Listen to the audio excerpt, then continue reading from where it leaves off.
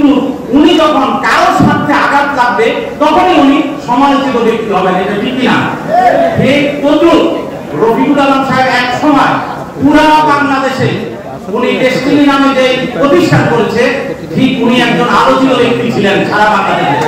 উনি তখনই যে সমালোচিত হয়েছেন কারো সাথে আঘাত লাগার কারণে ওনাকে সমালোচিত করেছে, ঠিক কিনা? ঠিক তদ্রুপ আমি যতটুকু জানি, আমিও কিন্তু ডেস্টিনি ওনারা বিভিন্ন প্ল্যান বিক্রি করেছেন, সেই প্ল্যানের একজন আপনার ক্রেতা ছিলাম, কিন্তু আমি এখনো ওই জিনিসটা আমার চাই নাই বা পাই নাই। রফিকুল আলম সাহেব দেশে বিদেশে এই যেরকম দেশে বিদেশের থেকে টাকা পয়সা প্রচুর পরিমাণ এনেছেন, ঠিক তদ্রুপ উনি দেশের যুব সমাজকে একটা আলোচনা করার টেবিল তৈরি করে দিয়েছেন বিভিন্ন জায়গায়, মতিঝিল পাড়া মহল্লায়, এটা আমি দেখেছি।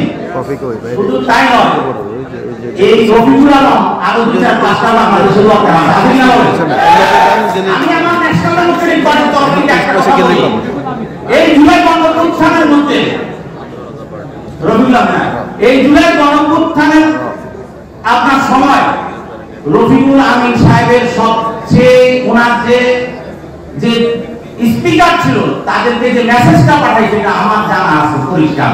উনি এই মেসেজের মাধ্যমে এবং আমাদের ছাত্রদের সাথে আমাদের তারেক রহমান যখন ঘোষণা দিয়েছেন, মির্জা ফখরুল ইসলাম আলমগীর সাহেব যখন ঘোষণা দিয়েছেন, ঠিক তদ্রুপ ঐক্যবদ্ধভাবে এই বাংলাদেশে এই জুলাই গণঅভ্যুত্থান প্রত্যেকের পার্টিসিপেট ছিল, কিন্তু রফিকুল আলম সাহেবের ওনার সকল সদস্যকে বলেছেন আপনারা ভোটারের মধ্যে আপনারা আনছেন কিনা তখন?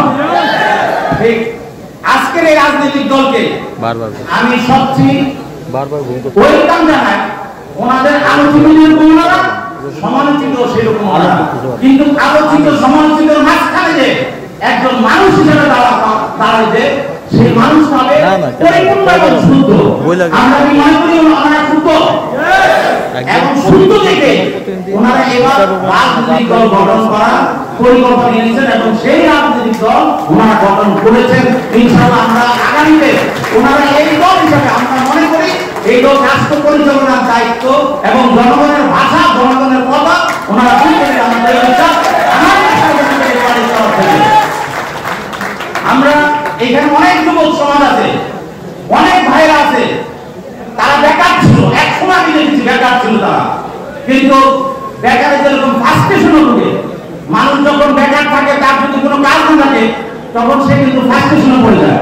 ঠিক এই রফিকুল আলম ওই সময় যখন মানুষ ফ্রাস্ট্রেশনে পড়ে যেত, উনি তখন যুবক সমাজদেরকে একসাথে করে নিয়ে আসছে, নিয়ে এসে কি করছে, একজন আরেকজনের সাথে সম্পর্ক করা, একজনের সাথে আলোচনা কথাবার্তা, এর মাঝখানে একটা কিছু রাস্তা বের হয়ে গেছে। আপনি যত মানুষের সাথে সম্পৃক্ত থাকবে ততই আপনার আগামী দিনের ভবিষ্যৎ এবং আপনার ভালো মন্দ সবকিছু মিলে আপনি ডেভেলপমেন্ট করতে পারবেন। আপনি ভালোটা গ্রহণ করবেন, আপনি খারাপটাকে দূর করে দিবেন। এটি হলো মূল রাজনীতির মেরুদণ্ড।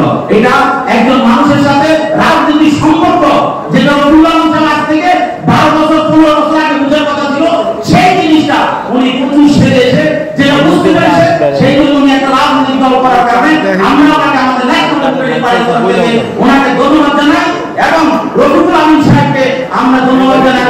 আগামীতে উনি যেন স্বচ্ছ এবং সুন্দরভাবে এই দলকে এগিয়ে নিয়ে যায়, এটা আমাদের ন্যাশনাল ডেমোক্রেটিক পার্টির তরফ থেকে